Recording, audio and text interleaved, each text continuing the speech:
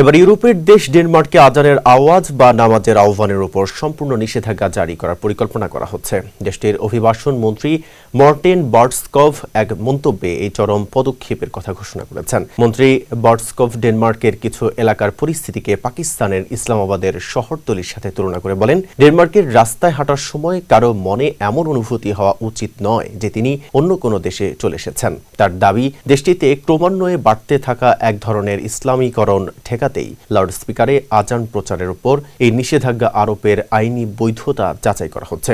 ডেনমার্কে আজান নিষিদ্ধ করার জন্য আইনি কাঠামো তৈরির ক্ষেত্রে সোশ্যাল ডেমোক্রেটদের পক্ষ থেকে এটি তৃতীয় দফার প্রচেষ্টা। এর আগে 2020 এবং 2025 সালেও একই ধরনের উদ্যোগ নেওয়া হয়েছিল।